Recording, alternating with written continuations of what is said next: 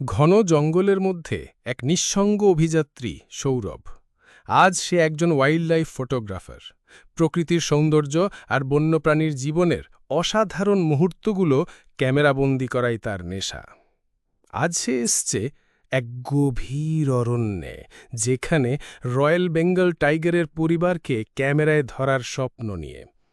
সকাল সকাল ক্যামোফ্লাজ পোশাক পরে, কাঁধে ব্যাগ, হাতে ক্যামেরা নিয়ে সৌরভ জঙ্গলের ভিতরে পা রাখিয়ে অনেকক্ষণ হাঁটার পর একটা ছোট খোলা জায়গায় এসে সে থমকে দাঁড়ায়।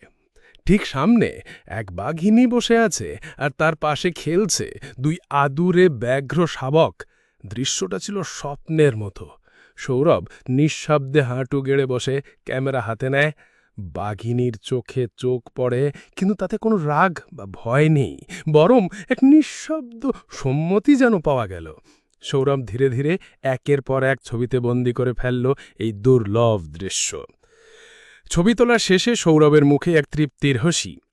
সে জানে যে জীবনের সবচেয়ে দারুণ মুহূর্তগুলোর একটিকে সে আজ নিজের ক্যামেরায় ধরে রাখতে পেরেছে।